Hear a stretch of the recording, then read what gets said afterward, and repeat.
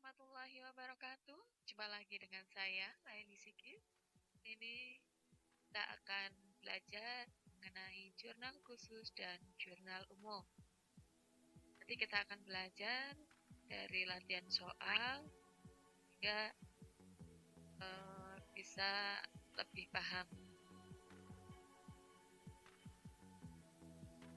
Nah, sebelumnya silahkan klik tombol loncengnya untuk subscribe, like, share, dan komen. Nah, silakan share ke teman dan sahabat terdekat ya, apa yang saya jelaskan di sini bisa bermanfaat bagi banyak orang. Baik, sebelum ke jurnal khusus yang berupa latihan, kita awali dengan gambaran awal tentang jurnal khusus. Macam-macam jurnal khusus. Yang pertama adalah jurnal pembelian, catat transaksi pembelian secara kredit. Jadi hanya pembelian secara kredit saja yang masuk ke jurnal pembelian. Kemudian yang kedua, jurnal penjualan. Ini mencatat transaksi penjualan secara kredit. Juga ya, penjualan yang secara kredit saja yang masuk ke jurnal penjualan. Kemudian jurnal pengeluaran kas. Catat transaksi yang berkaitan dengan pengeluaran kas. Logikanya adalah kita mengeluarkan uang. Kemudian jurnal penerimaan kas, ini mencatat tentang transaksi berkait dengan penerimaan kas atau ketika menerima uang. Format jurnal pembelian kita ulas kembali sedikit. Nah, untuk pembelian di sini ada tanggal, keterangan, syarat pembayaran, dan ref. Kemudian ada kolom debit, isinya adalah pembelian dan serba-serbi. Kolom kredit, akun dagang. Nah, sebetulnya untuk belajar jurnal khusus itu nggak perlu menghafalkan seperti ini. Cukup dengan kalian paham tentang jurnal umum di perusahaan jasa, sehingga logika yang diperoleh dari belajar di jurnal umum perusahaan jasa itu bisa membantu untuk masukkan akun-akun yang ada di jurnal khusus. Di materi yang terdahulu tentang latihan pra-jurnal khusus itu saya sudah menjelaskan tentang logika kenapa kok di format pembelian itu muncul akun pembelian ya, ada serba-serbi dan itu silakan bisa pelajari di materi saya sebelumnya, di materi jurnal khusus yang berupa format belajar jujur. Kemudian untuk keterangan ada nama perusahaan, dan ref itu nomor akun. Nah, format jurnal penjualan. Nah, ini lebih simpel dibandingkan jurnal khusus lainnya karena untuk jurnal khusus penjualan itu kolom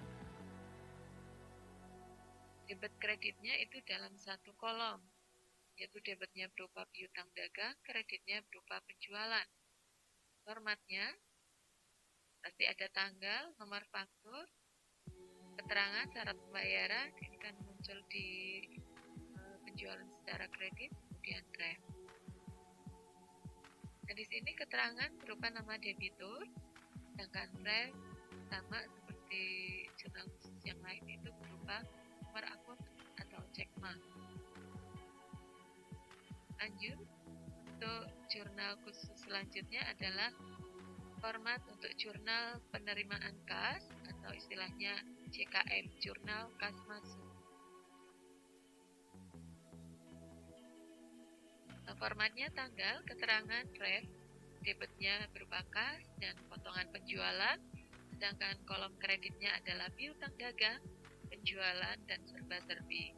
Nah, serba-serbi ini seperti di jurnal pembelian itu dimunculkan nama akun, kemudian ref, dan jumlah akun. Nah, seperti halnya dengan jurnal khusus yang lain, itu ketika sudah paham logika di jurnal umum pada perusahaan jasa, ini akan sangat membantu untuk memasukkan akun-akun ke dalam jurnal khusus yang akan kamu buat. Keterangannya berupa nama perusahaan yang melunasi, kemudian refnya sama, akun atau checkmark. Kemudian format jurnal pengeluaran kas.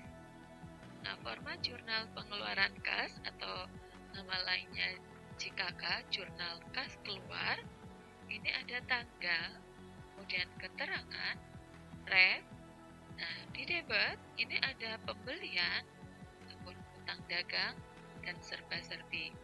Ini seperti halnya di jurnal khusus pembelian dan penerimaan kas. Itu untuk serba-serbinya nanti nama akun, ref, dan jumlah. Ini ketika apa? Ketika yang di kolom debit itu selain pembelian dan utang dagang itu nanti akan masuk serba-serbi.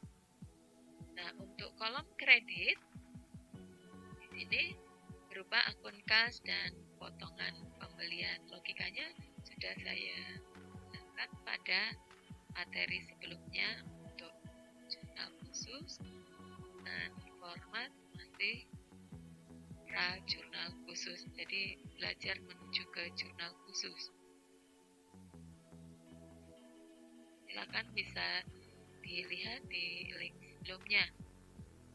Demikian juga untuk keterangan itu isinya adalah nama perusahaan atau nama akun.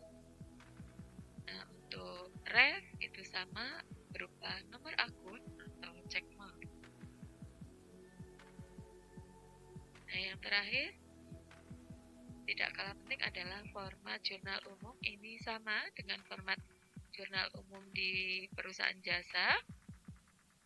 Akan tetapi untuk jurnal umum di perusahaan dagang itu hanya memuat atau mencatat retur saja, baik retur pembelian maupun retur penjualan.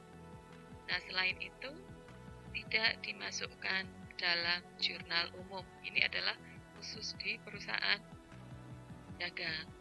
Nah, jurnal umum yang kita pelajari di perusahaan jasa untuk apa? Untuk membantu mempermudah dalam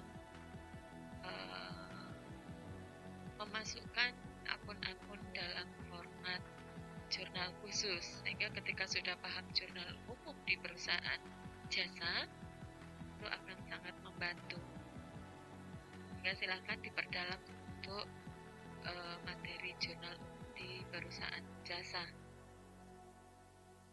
Nah, formatnya sama, tanggal, keterangan, ref, debit, dan kredit.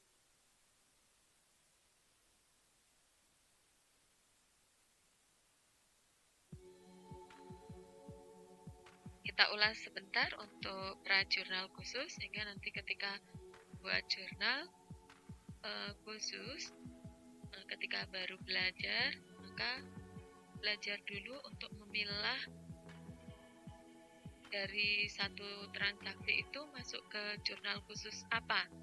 Apakah masuk ke jurnal pembelian, yaitu hanya mencatat dari pembelian secara kredit saja, maka yang pembelian secara kredit, baik pembelian barang dagangan atau aktiva yang lain, itu masuk ke jurnal pembelian. Demikian juga untuk jurnal penjualan, itu hanya khusus mencatat transaksi dari penjualan secara kredit. Nah, kalau untuk jurnal penerimaan kas itu intinya adalah menerima uang atau kas, baik berupa kas atau cek. Ketika di jurnal pengeluaran kas, intinya adalah ketika mengeluarkan uang atau kas. Kita ulas sebentar aja untuk mengingat kembali materi sebelumnya atau pelajaran sebelumnya. Nah, di sini untuk tanggal 1, kalau seperti ini, berarti inti kalimatnya adalah membeli barang dagangan. Ini ada syarat pembayaran adalah kredit. Berarti beli secara kredit, berarti masuk ke jurnal pembelian. Demikian juga tanggal 2, jual, kemudian secara kredit, berarti masuk ke jurnal penjualan. Beli barang dagangan tunai, berarti jurnal pengeluaran kas. Demikian juga membayar apapun, di sini dicantumkan adalah beban gaji, ini pasti ke jurnal pengeluaran kas. Menjual secara kredit, ini secara kredit dengan syarat pembayaran, jurnal penjualan. Beli secara kredit, berarti jurnal pembelian. Nah, kalau sudah paham, maka akan makin lancar untuk memilah. Sebenarnya nggak harus proses memilah dulu, langsung juga bisa. Yang penting nanti dalam pembuatan jurnal khusus yang sudah dimasukkan itu kita checklist di belakang transaksi, sehingga nanti tidak ada transaksi yang terlewatkan atau ketinggalan. Lanjut tanggal 6, beli, ini secara kredit berarti jurnal pembelian. Demikian juga ini walaupun beli peralatan toko, tapi di sini beli ya secara kredit, ini ada syarat pembayaran, maka ini juga masuk ke jurnal pembelian.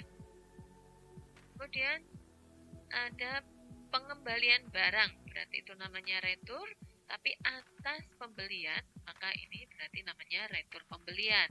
Retur, semua retur, baik pembelian maupun penjualan, masuk ke jurnal umum. Kemudian dilunasi pembelian barang, berarti sekarang membayar pembelian barang yang dulu pembeliannya secara kredit, maka masuk ke jurnal pengeluaran kas. Terima pembayaran atas penjualan, berarti ini terima uang, berarti jurnal penerimaan kas. Kemudian pengembalian barang tapi atas penjualan, berarti namanya retur penjualan, ini masuk ke jurnal umum. Baik jurnal penjualan, retur penjualan maupun retur pembelian itu masuknya ke jurnal umum. Kemudian di sini jual secara kredit, nah, jurnal penjualan. Kemudian tanggal 17 di sini melunasi pembelian barang, berarti jurnal pengeluaran kas, nah, mengeluarkan uang. Berikut tanggal 18 ini dilunasi, nah, berarti dari Nyonya Rina. Terima uang berarti penerimaan kas. Menjual secara tunai, terima uang lagi, berarti jurnal penerimaan kas. Membeli secara kredit, ini ada syarat pembayaran, maka jurnal pembelian. Kemudian menjual secara kredit lagi, ini jurnal penjualan. Membayar, namanya saja membayar, maka mengeluarkan uang, membayar apa saja, di sini kebetulan tagihan listrik, maka ini masuk ke jurnal pengeluaran kas. Kemudian membeli secara kredit lagi. Nah, ini secara jurnal pembelian barang dagangan secara kredit. Kemudian membeli secara tunai, berarti jurnal pengeluaran kas. Di sini menjual tunai, jurnal khusus penerimaan kas. Ini cara memilah bagaimana agar nanti bisa jurnal khusus. Nah, akan tetapi kalau sudah sering latihan, nanti milah seperti ini sebetulnya tidak perlu lagi, tetapi langsung masuk. Misalkan diniati yang pertama yang akan kita buat, misalkan yang pertama adalah munculnya jurnal pembelian. Nah, ya udah, yang kita lakukan dulu adalah kita ambil yang masuk ke jurnal pembelian, yaitu semua semua pembelian secara kredit dari mulai tanggal awal sampai akhir itu masukkan satu persatu. Kemudian setelah sudah semua jurnal pembeliannya dimasukkan satu persatu, itu nanti yang muncul berikutnya apa? Misalkan jurnal penjualan. Nah, udah, kita jurnal penjualan kita masukkan satu-satu dari tanggal yang pertama sampai tanggal yang terakhir. Selesai, lanjut lagi. Oh, muncul berikutnya adalah jurnal penerimaan kas.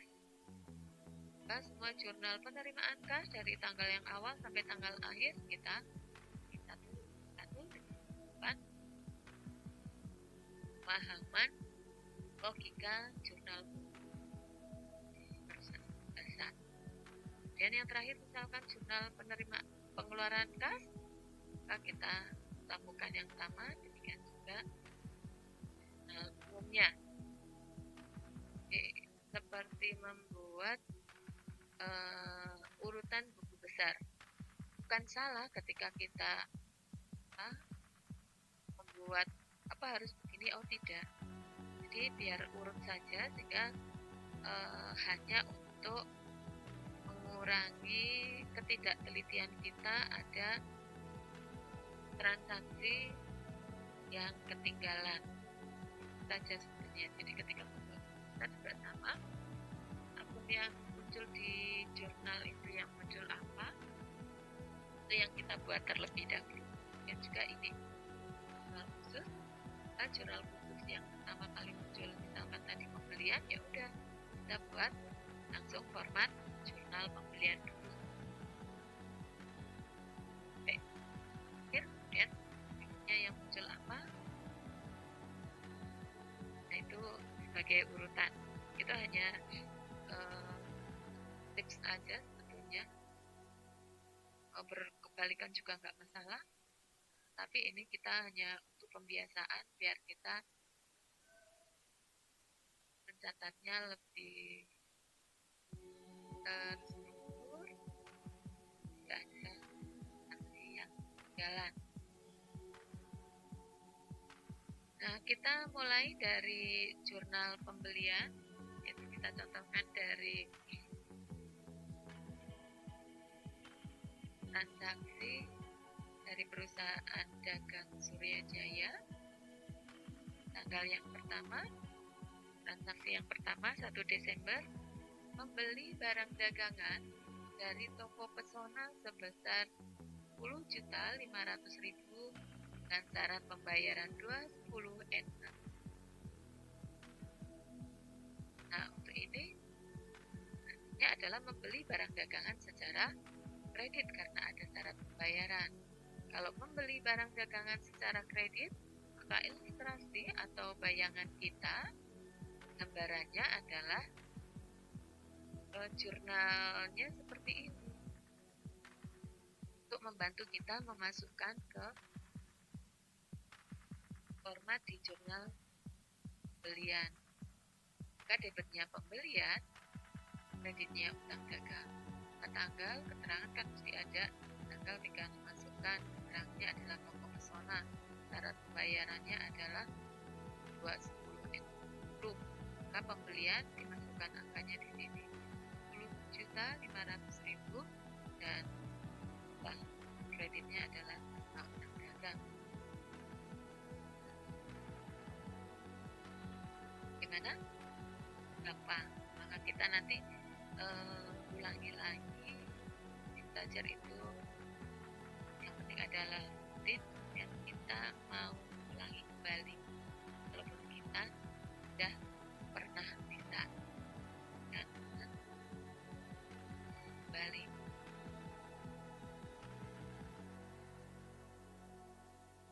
Nah, tanggal yang kedua transaksinya adalah di tanggal 5. Membeli barang dagangan dari toko aneka sebesar 36 juta dengan syarat pembayaran 210 dan 30. Jadi syarat pembayaran ini hanya menekankan bahwa transaksi ini hanya sebuah keterangan bahwa ini kredit. Nah, ini berguna atau ketika akan dihitung apa? Ketika waktu pembayaran. Jadi ini tidak kita gunakan ketika transaksi awal. Jadi hanya ini keterangan adalah bahwa pembelian barang dagangannya adalah secara kredit. Maka ilustrasi atau bayangan kita untuk jurnalnya adalah pembelian pada utang dagang. Pembeliannya bertambah sejumlah 36 juta. Maka kita masukkan karena ini masuk ke jurnal pembelian setelah tanggal 1 tanggal 5. Jadi karena tanggal 1 tadi munculnya adalah jurnal pembelian, maka kita lanjutkan sampai dengan tanggal yang terakhir yang masuk ke jurnal pembelian. Yang seperti apa? Yang transaksinya adalah pembelian secara kredit, baik pembelian barang dagangan atau aktiva yang lain. Kalau aktiva yang lain nanti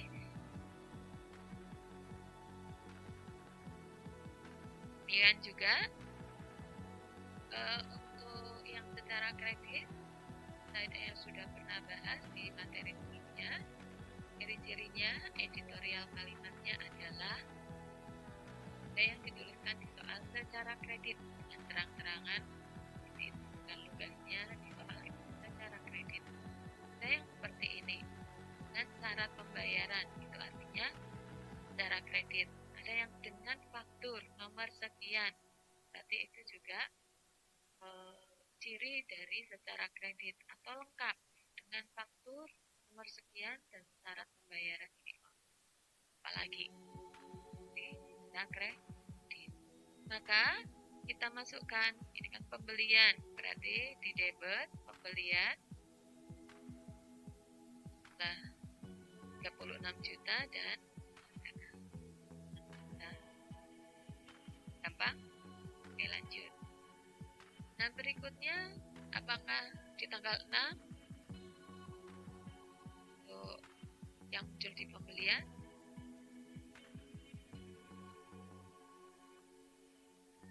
Ternyata yang muncul di pembelian di tanggal 6 itu ada karena di sini membeli barang dagangan. Nah, ini ada syarat pembayaran, berarti adalah beli barang dagangan secara kredit.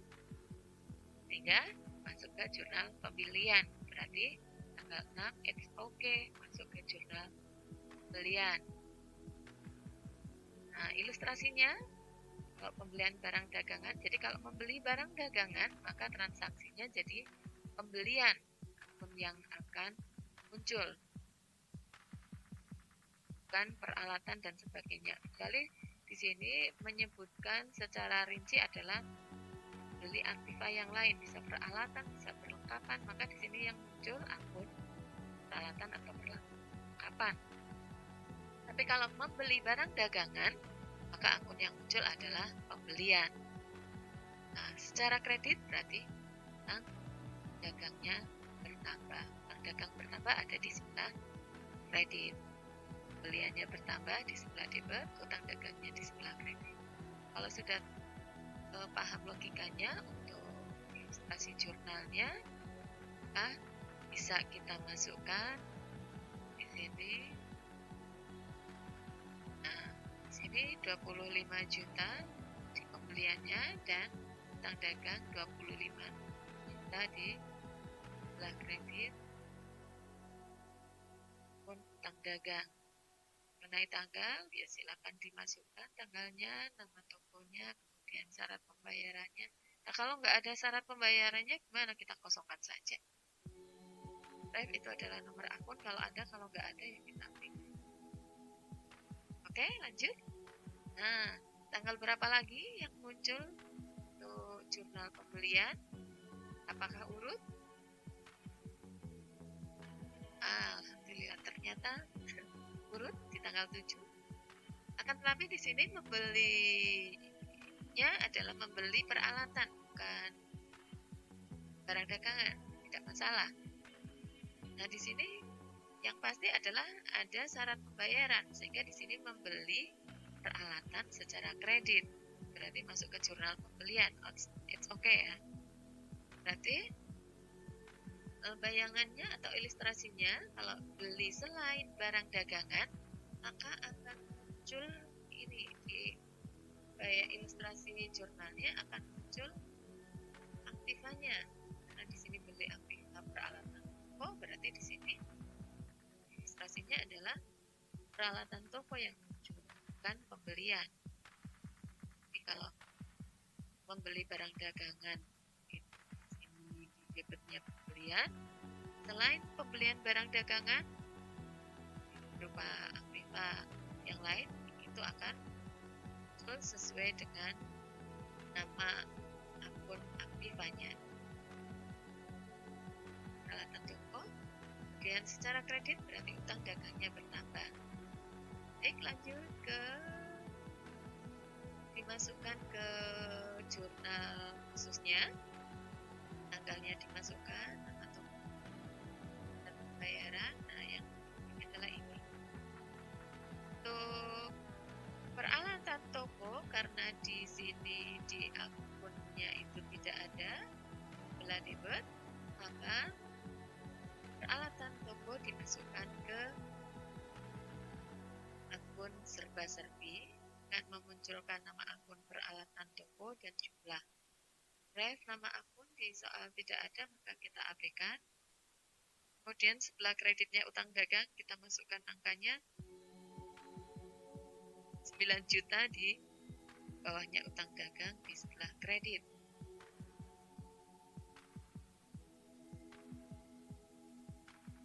Nah, masih ada lagi jurnal pembelian.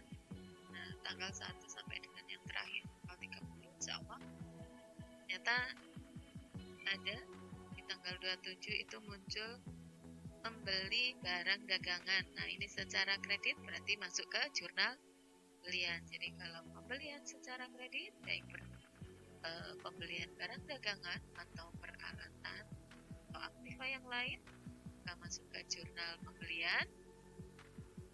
Cuman hati-hati, kalau membeli barang dagangan itu nanti ilustrasi di jurnalnya adalah muncul akun pembelian, tetapi ketika pembelinya adalah aktiva yang lain selain barang dagangan, misalkan peralatan toko, maka di sini akan muncul akunnya adalah peralatan toko. Ilustrasinya seperti ini, pembelian debit utang dagang di sebelah kredit, maka seperti tadi tanggalnya dan syarat pembayaran kalau ada ya silakan dimasukkan, kalau tidak ada ya kita terima aja. Kan? Ya juga ref. Kemudian pembelian kita masukkan 35 juta, 3 juta utang dagang di sebelah kredit. Yang udah nilai angkanya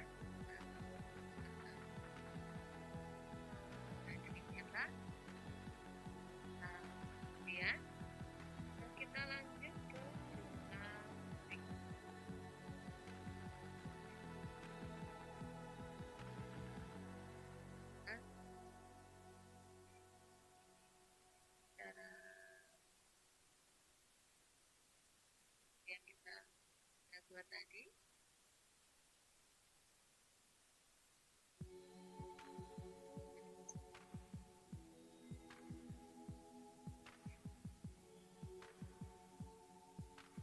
Nah, di sini antara jumlah debit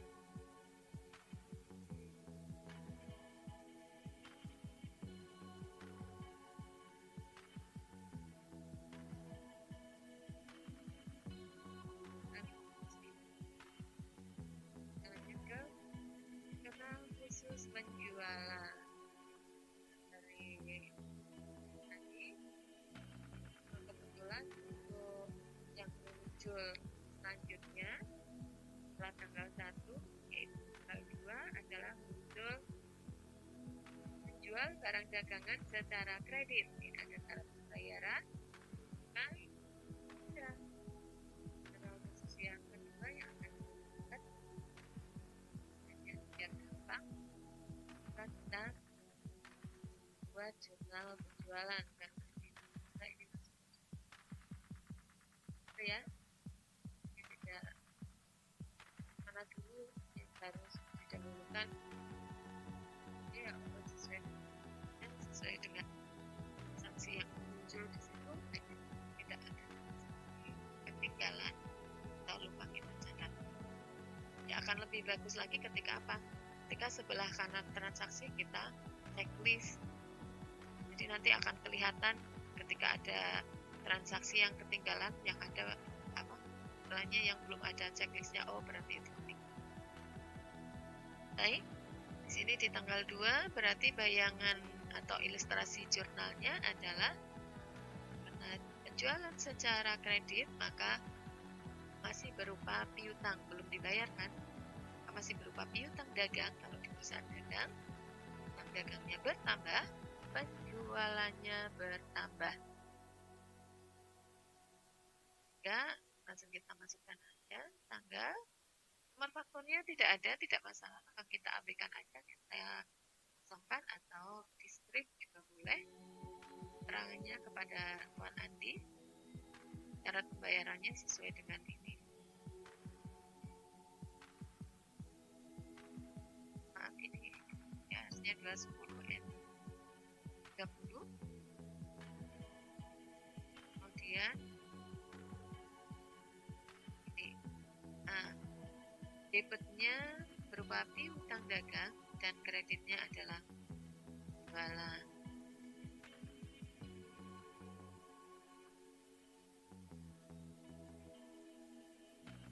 Ya, tanggal 4 Riana juga sama karena di sini adalah menjual barang dagangan secara kredit, maka dimasukkan ke jurnal jualan. Jadi 3 tidak masuk. 2, 4. Nah, gambarannya sama ya. Berarti piutang dagang pada penjualan, maka kita masukkan tanggal pada siapa kita jual, syaratnya. Kemudian kita masukkan. Lanjut, berapa lagi ya? Ke jurnal penjualan. Ternyata lompat tanggal 15. Jadi setelah tanggal 4 lompat ke tanggal 15. Jadi menyesuaikan. Karena kita tadi berdasarkan urutan. Jadi setelah jurnal pembelian selesai, yang muncul berikutnya jurnal penjualan, maka kita akan sampai dengan tanggal yang terakhir yang termasuk transaksi yang bisa masuk ke jurnal penjualan, yaitu transaksinya secara kredit untuk jualan tentunya. Nah, gambarannya sama. Nah, di sini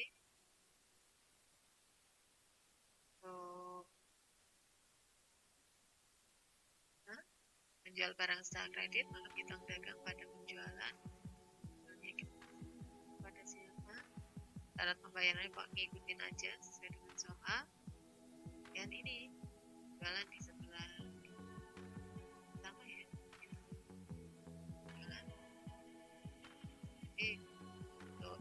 jurnal penjualan ini lebih simpel dibandingkan jurnal khusus yang lain. Lanjut, apakah urut? Tidak. Setelah tanggal 15 muncul tanggal 21. Dua secara kredit. Sama utang dagang pada penjualan.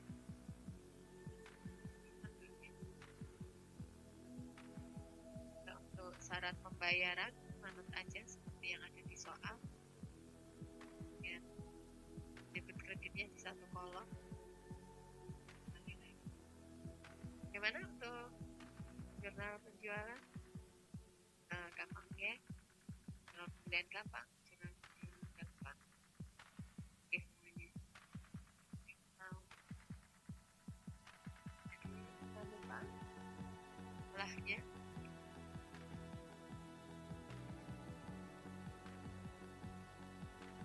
Oke. Nah, ini yang telah kita buat tadi caranya seperti itu.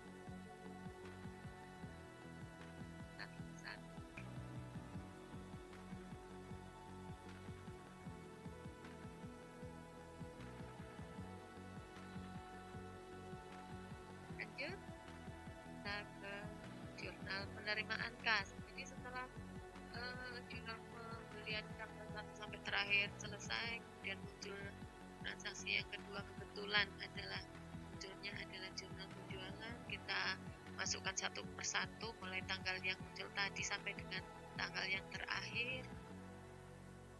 Kemudian yang muncul ketika apa ini? Jurnal penerimaan kas. Menerima uang. Ya udah, kita masukkan. Yang ketiga adalah masuk ke jurnal penerimaan kas, maka kita buat jurnal penerimaan kasnya. Di tanggal 9, diterima pembayaran dari Tuan Andi atas penjualan barang dagangan. Tanggal 2, kita lihat di tanggal 2 itu ada apa? Di tanggal 2 itu ada penjualan barang dagangan tapi dengan syarat ini 210N30. Nah, 210N30 kita lihat dari tanggal 2 sampai ke tanggal 9 berarti 3, 4, 5, 6, 8, 9. Berarti rentangnya tanggal 2 ke 9 itu 7 hari. Nah, syarat di sini adalah 10 hari. Jadi kalau membayarnya 10 hari setelah transaksi itu akan dapat potongan 2%. 2%, 10 hari adalah batas memperoleh potongan. Jadi 10 hari setelah transaksi, misalkan tanggal 2, berarti batasnya adalah tanggal 12. Nah, kalau tanggal 13 otomatis tidak dapat potongan, tapi masih dalam deadline.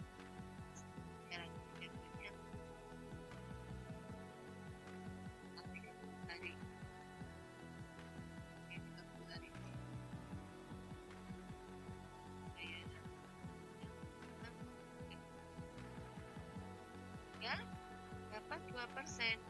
2%-nya berapa? 2%-nya di tanggal 2 itu ada 12.500.000. 2%-nya adalah 250.000. Maka ketika kita terima uang dari penjualan secara kredit tanggal 2, maka kita tidak menerima uang senilai ini 12.500.000. Karena apa?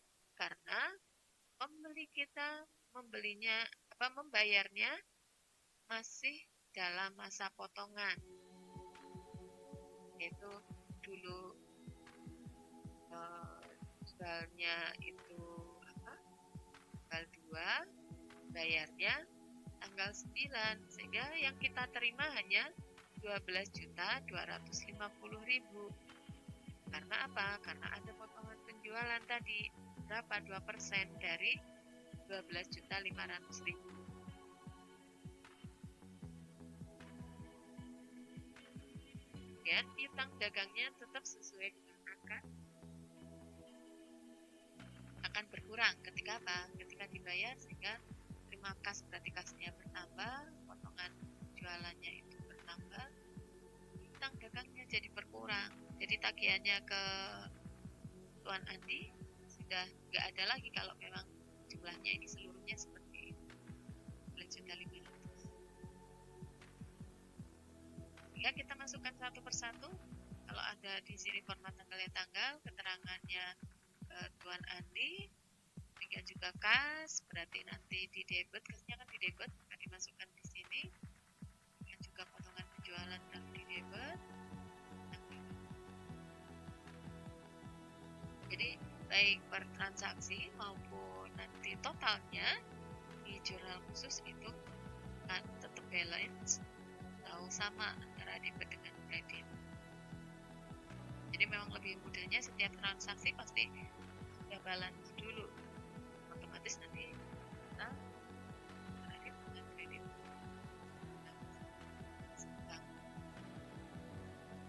Oke, bisa nanti lanjut ya. Berikutnya setelah tanggal 9 apakah langsung tanggal berikutnya? Tergantung ya. Masuk ke jurnal penerimaan kas di tanggal berikutnya itu apa? Tanggal berapa? Nah, di sini setelah tanggal 9 ternyata lompat nih. Tanggal 18. Karena yang berkaitan dengan penerimaan setelah tanggal 9 hanya tanggal 18 yang mengeluarkan uang. Nah, ini berhubungan dengan tanggal 4 Desember. Jadi, ada penjualan secara kredit di tanggal 4 Desember. Nilai berapa ini ya?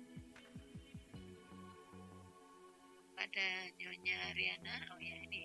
Senilainya adalah 23.600.000. Oke, sama seperti tadi. Karena apa masih dalam masa potongan. Nah, ini dia. Kita lihat. Nah, di sini 2,15 artinya mendapat potongan 2% ketika bayarnya adalah 15 hari setelah transaksi.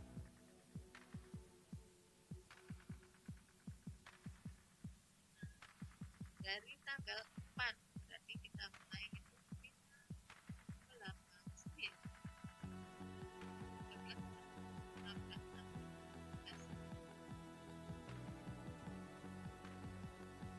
Berarti ada 15 hari dalam masa.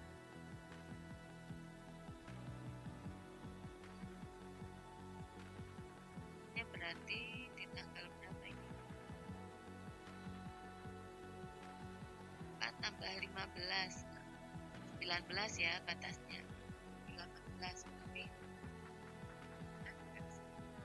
2%-nya dari 23.472.000. Dan kas yang diterima tidak utuh 23.600.000 tapi sudah berkurang karena ada potongan penjualan. Jadi hanya diterima 23.128.000. Kasnya bertambah, potongan penjualannya bertambah, senilai ini hasilnya dari 23.600.000. Piutang dagangnya berkurang karena sudah dibayar. Lanjut kita masukkan. Tadi tanggal pada siapa? Kasnya tadi kita masukkan.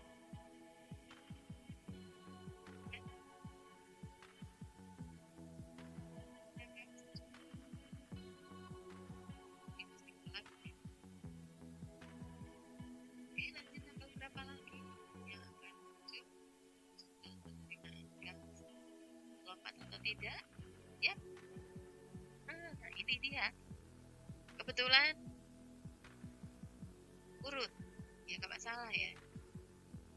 Karena kita catat untuk jurnal penerimaan kas yang terima uang. Nah, setelah tanggal 18, tanggal 19 ya pakai aja ya. Lompat mau urut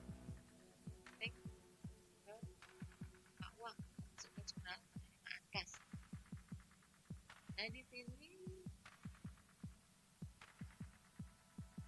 secara tunai jelas ini. Jadi gambarannya kans pada penjualan. Apa penjualannya bertambah?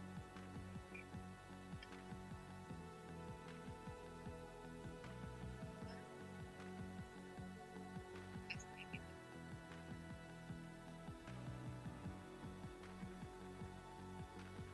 Ini masih ada lagi.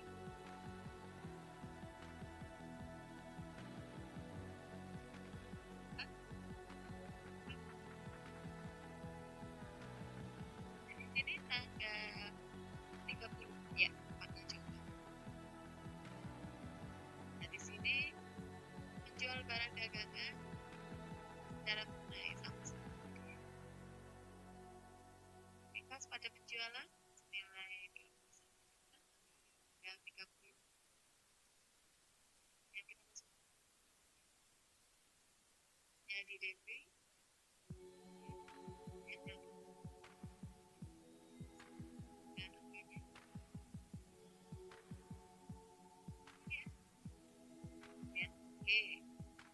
penjualan oke.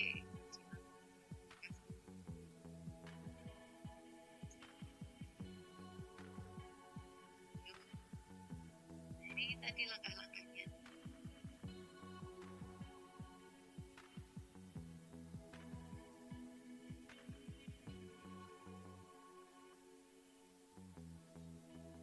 Nanti ketika tadi masing-masing masukkan per transaksi sudah balance, bisnis ini balance.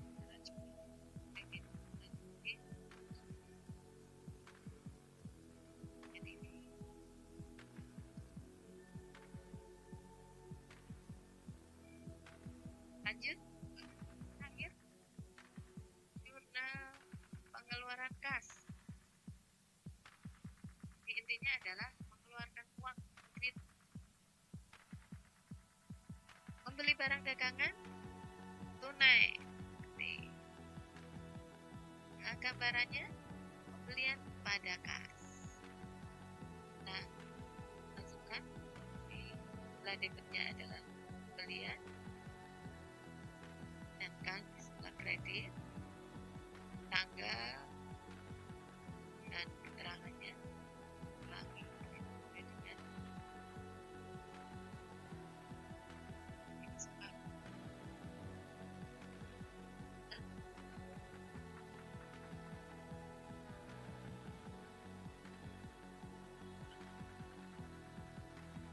Nah, setelah tanggal 3 kemudian ulangi. Sebenarnya kalau di akuntansi itu karena kita belajar kan hanya transaksi hari satu, padahal dalam kenyataannya atau realitanya nggak mungkin. Kita punya perusahaan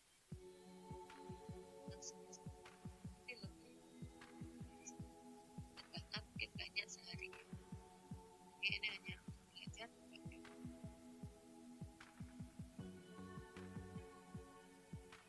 Dibuatkan transaksi bahwa ini gambarkan atau memberikan sampel bahwa dalam realitanya itu dalam sehari namanya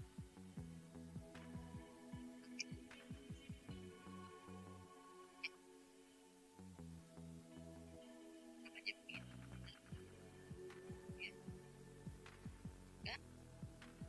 Sehingga di sini untuk bayar apa ini?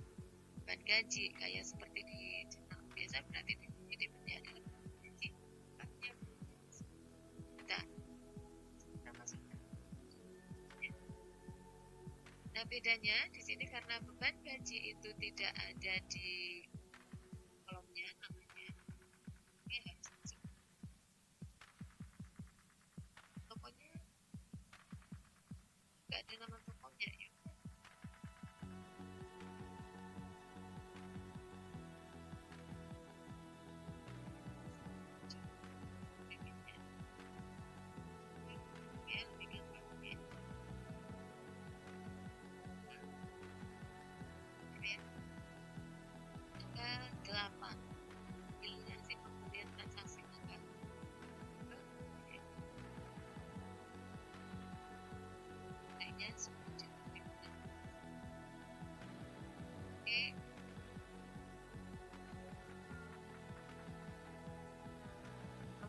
barang dagangan tanggal 1 senilai itu.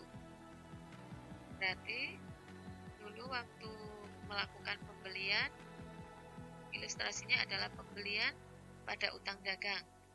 Nah, ketika sekarang kita bayar, berarti utang dagangnya berkurang. Ada di sebelah debit, senilai akadnya yaitu 10.500.000. Kas kita berkurang. Kok berkurangnya segini? 10.290.000. Tidak sejumlah 10.500.000. Kenapa? Nah, di sini karena apa? Memenuhi syarat potongan.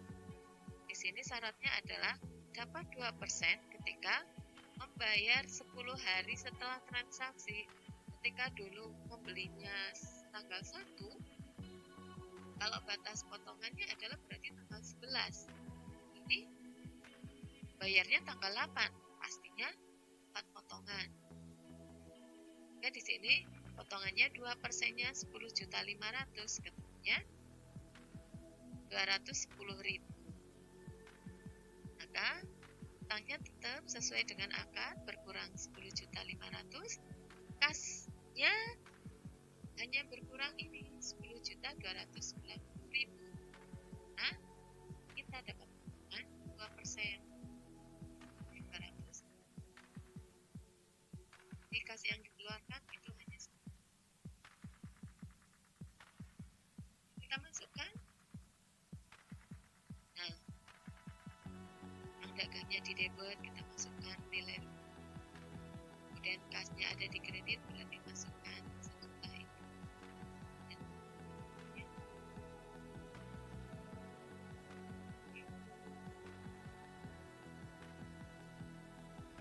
Tidak sesulit yang kita bayangkan. Ya, udah.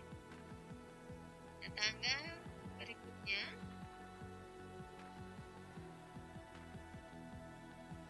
ke tanggal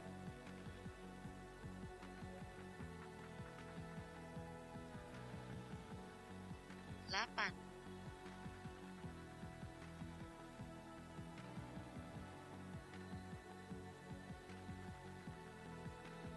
Sudah ya?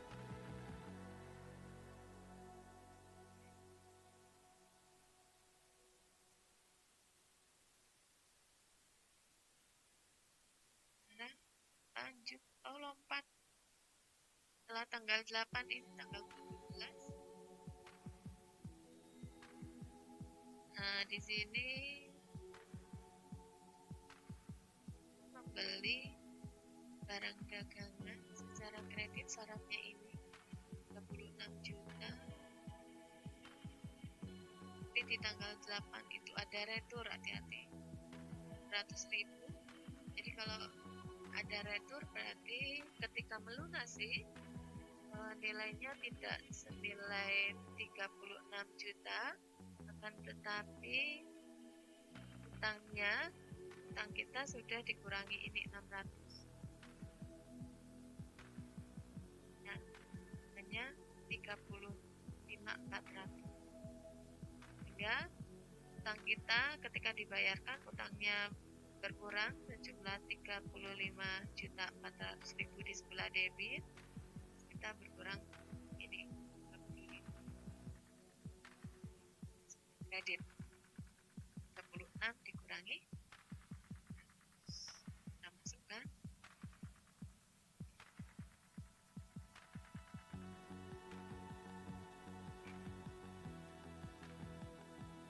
Tanggal 17 apakah lompat?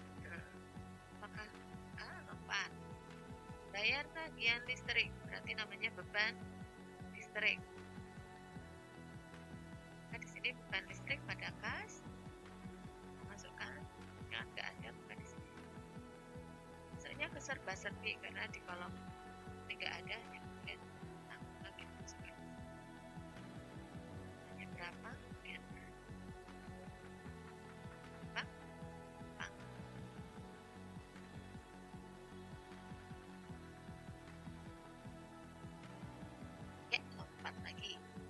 beli barang dagangan secara kredit. Berarti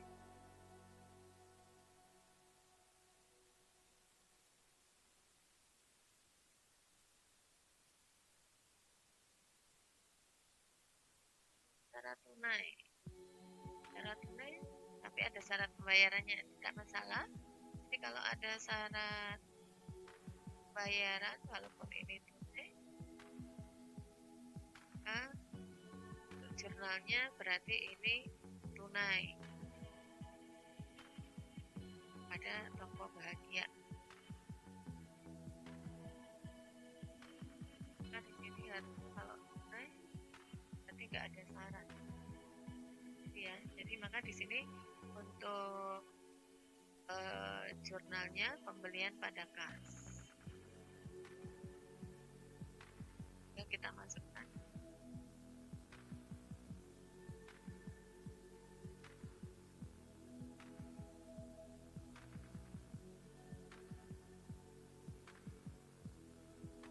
Itu lagi. Masalah ya, yang penting di sini membeli barang dagangan secara tunai. Ini tadi prosesnya untuk jurnal pengeluaran kas satu persatu seperti ini. Naik jumlah.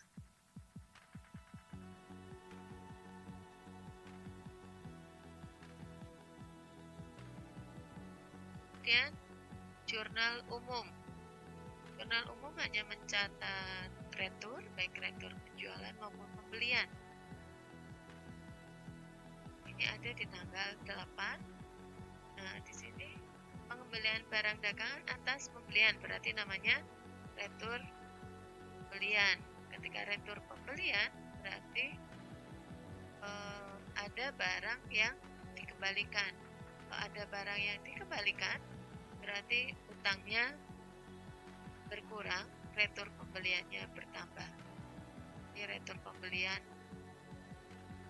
akan barang pembelian barang yang dibeli ini akan mengurangi utangnya. Makanya di sini utang dagangnya di sebelah.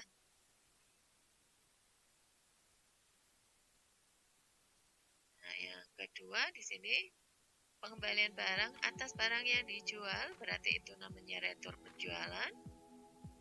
Kalau ada retur penjualan, maka piutangnya akan berkurang karena ada barang yang dikembalikan. Jadi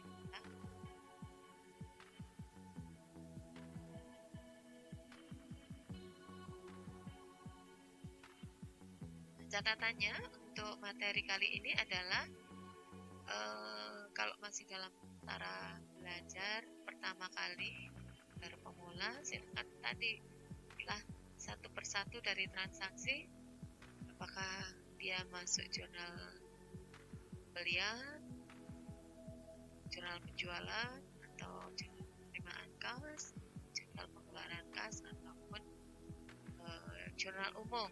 Yang perlu diingat bahwa pembelian hanya mencatat pembelian barang dagangan atau aktiva itu yang secara kredit. Ketika pembelian barang dagangan akan muncul pembelian, ketika pembelian aktiva lain selain barang dagangan itu akan muncul apa yang dibeli, misalnya peralatan, maka akan muncul peralatan. Untuk jurnal penjualan hanya mencatat transaksi dari penjualan secara kredit. Penerimaan kas hanya terima uang, pengeluaran kas yang berhubungan dengan pengeluaran uang atau mengeluarkan uang. Yang kedua, setelah itu kelompokkan ke masing-masing jurnal khusus. Tadi setelahnya mau melakukan pemilahan agak ini berlibat, terlalu banyak waktu yang diluangkan, maka ya langsung aja ke papa. Tanggal 1 itu pembelian, ya kita buat pembelian sampai yang terakhir. Tanggal berikutnya adalah jual penerimaan kas, juga kita buat kas tanggal 1 yang termasuk itu tanggal terakhir dan seterusnya. Itu ya. Nah, ini yang perlu diingat bahwa ketika membuat jurnal khusus kita sebetulnya nggak harus menghafalkan formatnya, kita cukup paham tentang jurnal umum yang ada di perusahaan jasa untuk dan kita melogikakan untuk masuk ke jurnal khusus.